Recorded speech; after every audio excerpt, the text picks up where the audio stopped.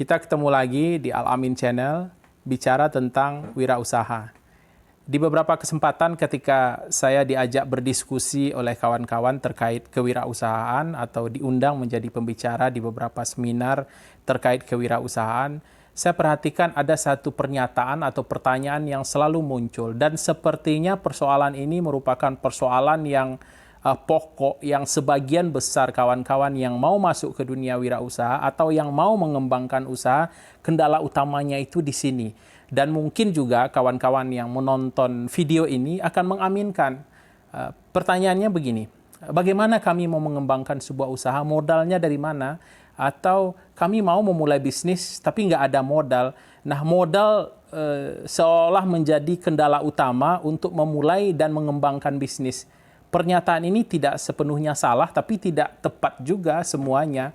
Artinya, kita mau memulai sebuah bisnis membutuhkan modal dalam bentuk uang, iya.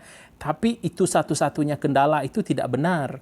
Nah, bagi seorang yang sudah memiliki kemampuan entrepreneurship yang mumpuni, memiliki intuisi bisnis yang bagus, modal dalam bentuk uang itu bukan kendala utama. Banyak sekali jalan kalau hanya persoalannya persoalan teknis. Banyak contohnya, kita bisa membeli barang dengan cara tidak tunai, tidak perlu modal.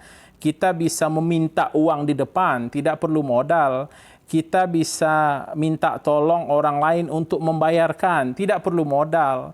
Kita bisa mempertemukan antara pihak pertama dan pihak kedua, terus kita mengambil komisi dari sana, tidak perlu modal. Itu kalau hanya persoalan teknis. Nah, tapi saya perhatikan, yang paling mendasar itu sebenarnya bukan persoalan teknis, tapi persoalan kemampuan kewirausahaan yang dimiliki oleh kawan-kawan yang bertanya itu tadi. Nah, ini persoalan yang paling fundamental.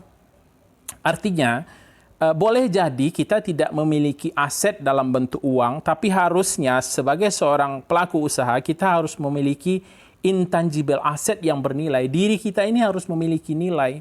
Nah, untuk membangun nilai pada diri agar yang tadinya persoalan modal itu menjadi kecil, nah ini yang butuh waktu, ini yang perlu latihan, dan ini yang kita harus sabar, harus betul-betul bisa menjiwai bagaimana seharusnya seorang wirausaha itu bersikap.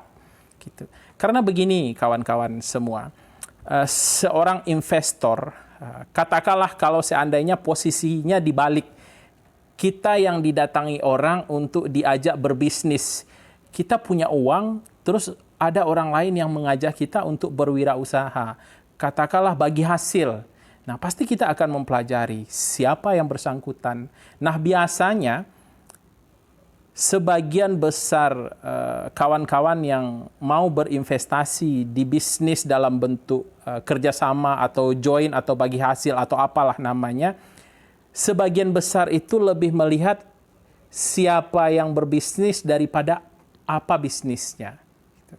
Nah, ketika kita bisa tampil menjadi sosok yang dipercaya, bukankah kalau seandainya kita yang memiliki uang terus dimintain kerjasama, pasti kita inginnya orang yang terampil, orang yang jujur, orang yang gigih, orang yang betul-betul bisa amanah. Nah, artinya kalau kita seandainya mampu untuk memposisikan diri berada di situ, kita sudah menjadi orang yang dicari. Tapi memang itu semuanya butuh waktu. Jadi bagi kawan-kawan yang ingin masuk ke dunia wirausaha, persoalan teknis untuk mendapatkan modal dalam bentuk uang sebenarnya bukan kendala utama.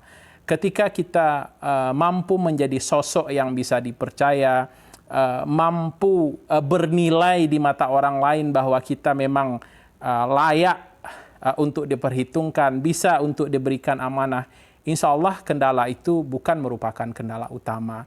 Jadi persoalan yang selalu mengedepankan modal dalam bentuk uang untuk membangun sebuah bisnis sepertinya perlu melihat dari perspektif yang berbeda, bahwa mungkin barangkali harus mencoba mengevaluasi diri, atau mungkin barangkali memang tidak memiliki semangat atau tidak cocok di dunia kewirausahaan. Tapi bagi yang betul-betul ingin masuk, ingin all out menjadi seorang wirausahawan, harusnya melihat modal dalam bentuk uang itu bukan merupakan kendala dalam membangun dan mengembangkan usaha.